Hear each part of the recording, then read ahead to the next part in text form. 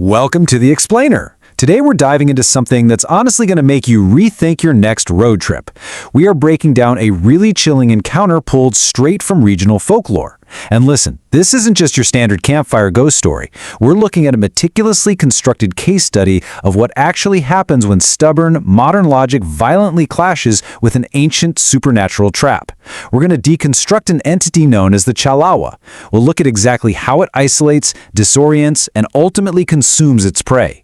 It is literally a masterclass in psychological horror, and by the time we wrap up this analysis, I promise you, you're going to view that dark, empty stretch of nighttime highway in a completely different light. Right, let's just jump straight into it by looking at the very first major red flag, a desperate warning that, tragically, was completely ignored. Our source material introduces us to Manoj, a guy who's rushing to relocate his family to the Konkan district. Due to some packing delays, they end up leaving really late in the afternoon. And the truck driver they hired, he is visibly terrified. When Manoj asks him if he's scared of bandits out on the road at night, the driver gives him this exact quote: "It's not robbers, sir, it's the Chalawa." See, the driver knows the local lore. He knows for a fact that the forest road at night belongs to something way, way more dangerous than just thieves. So to truly understand what they were up against here, we need to quickly define our terms. A Chalawa is not your standard floating apparition that just wants to say boo and spook you. No. In the source lore, this thing is an apex predator of the supernatural world. The word itself translates to illusion or deceit. This entity doesn't just wildly attack. It hunts using highly intelligent deception. It leads travelers astray, it traps them in these bizarre geographic loops, and it really plays with their minds before finally claiming their lives. You don't just happen to run into a Chalawa. You walk straight into its carefully laid web. Part 1. The ignored warning. Well, this brings us to Manoj's fatal flaw. He's a modern, logical guy, totally focused on just starting his new job the next morning. In his frantic rush to get his family moved, he just flat out dismisses the driver's local superstitions as absolute nonsense. He absolutely refuses to lose a day of travel. It's that classic conflict, right? The arrogance of modern logic versus the quiet, terrifying reality of folklore. And because of this arrogance, Manoj forces the journey deep into the night, dragging his wife Anu, the driver, and the driver's young helper Chotu straight into the danger zone.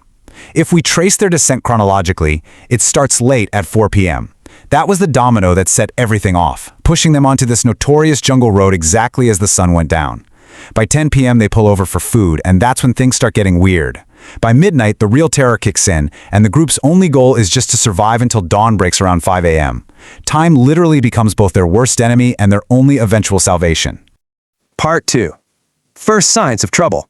Let's really focus on that 10 p.m. stop. They pull into a roadside eatery, a dhaba, and the entity basically starts testing its prey. Think about these massive red flags. First, the dhaba is completely empty at just 10 p.m., which, if you know Indian highways, is super unusual. Second, the staff explicitly warns them not to travel any further. They basically offer them a final lifeline to just stay at the guest house. But of course, Manoj refuses. That's when the isolation tactics begin. Anu goes to wash up out back, and she hears phantom footsteps right behind her, which culminates in this massive jump scare from a black cat.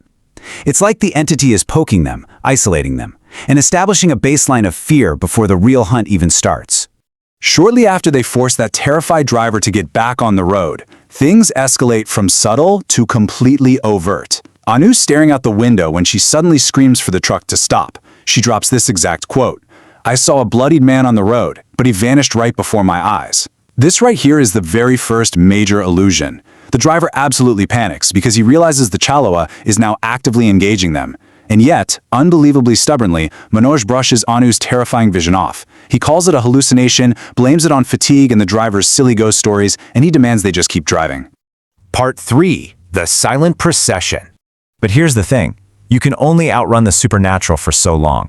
The psychological games, they're over. The physical blockade has begun. Suddenly, the truck's headlights wash over this massive crowd of people blocking the entire road. Now just contrast a normal Indian wedding procession, a barat, right? They are famous for loud brass bands, dancing, joyous celebration, the whole shebang. Contrast that with what our travelers actually ran into, the Chalawa barat. These figures were fully dressed up in festive wedding gear, but they were completely, unnervingly dead silent. No drums, no music, just this silent mass of people slowly moving toward them. And when the terrified helper yells at the driver to throw it in reverse, they check the side mirrors and see the exact same silent procession blocking them from behind. They are literally boxed in by ghosts. And honestly, this brilliantly illustrates the Chihuahua's exact hunting methodology.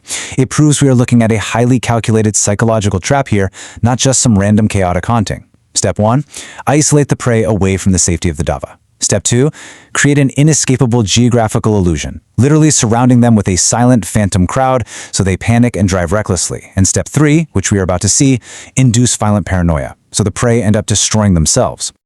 Part 4. Trapped in the loop. Absolutely desperate to escape this silent wedding party, the driver just slams on the gas. He pushes the truck to full speed, trying to break through the illusion. But watch how the physical space around them just completely breaks down. As they're speeding down the highway, they realize something is deeply, deeply wrong with the road itself. Imagine the sheer dread of an endless spatial loop. Driving forward at top speed, they pass a piao, which is a traditional roadside water stand, and it has a bench that clearly says Konkan 2 hours away. Okay, fine. But minutes later, driving in a straight, fast line, they pass the exact same water stand, and then they pass it again. The forward momentum is a complete illusion. The Chihuahua has warped the geography around them, dragging the panicked crew back to the exact same spot no matter how fast they drive. Part 5. The deadly illusion. Exhausted, totally panicked, and trapped in this endless spatial loop, the truck suddenly breaks down. It just skids to a halt. They're forced to abandon the vehicle and seek shelter in this dirty, abandoned shack nearby that mysteriously has a single lantern burning inside. But listen, this isn't a stroke of luck. It is exactly where the entity wants them. Once they're inside that shack, the psychological torture suddenly escalates into brutal physical violence. They try to get some rest, but a glass falls and shatters, abruptly waking Anu up. When she looks over, she sees Chochu, the young helper, lying dead on the floor. His neck has been brutally torn open. The illusion is manifested into visceral, deadly reality. The monster is actually inside the room with them. So the most crucial takeaway here is how the Chihuahua masterfully uses extreme paranoia to turn the terrified survivors against one another. Think about the immediate aftermath of that murder. The driver instantly accuses Anu of being the Chihuahua in disguise. Why? Well, because she was alone out at the bathroom earlier, she saw the bloodied man first, and she happened to wake up first just now. But at the same time, Anu and Manoj suspect the driver, because he was the one planting all those weird stories and acting super suspicious all day. The entity doesn't even need to kill the rest of them itself, it just needs them to kill each other out of pure fear. So the driver, who is entirely convinced Anu is the monster, picks up a heavy wooden stick and attacks her. Manoj steps in to defend his wife, taking a really brutal hit to the head. But as the driver bends down to pick up the dropped weapon to deliver a final blow, we reach the ultimate, heart-stopping twist of this explainer. Manoj, bleeding out on the ground, just happens to catch a glimpse of a broken mirror lying on the floor. In that mirror, Manoj sees the room, he sees the stick, but the frantic truck driver casts absolutely no reflection. None. The chilling realization hits Manoj instantly. The man swinging the weapon, it isn't the driver anymore. The real driver is likely already dead out in the darkness. The thing in the room with them right now is the Chihuahua in disguise. Part 6. Dawn and Survival. Knowing exactly what he is facing now, Manoj has mere seconds to act. Using literally the last of his strength, he grabs a heavy earth and water pot and smashes it right over the entity's head. It stuns the creature just long enough for Manoj to grab Anu's hand and drag her out of the shack. And right at that exact moment, the timeline we discussed earlier, it saves them. The very first rays of morning sunlight pierce the horizon. In the folklore, sunlight is the Chihuahua's ultimate weakness. The light shatters the creature's power, it breaks the geographical illusion, and they finally manage to run out to the real road and flag down a passing morning bus, barely escaping the trap. But they definitely didn't escape without a massive cost. Think about the toll here. Two innocent lives were lost that night, the real truck driver and his young helper Chodu. And why did it happen? All because one guy stubbornly refused to heed the warnings of local folklore, genuinely believing his modern logic made him completely immune to the ancient shadows of the jungle. We've seen exactly how the trap is set. We've seen the isolation, the mind-bending illusions, and the lethal paranoia.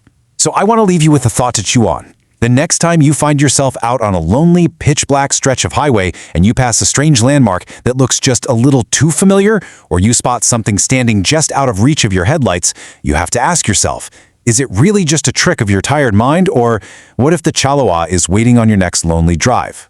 Thanks so much for joining me on this deep dive into the shadows. Stay curious, stay observant, and I'll catch you in the next explainer.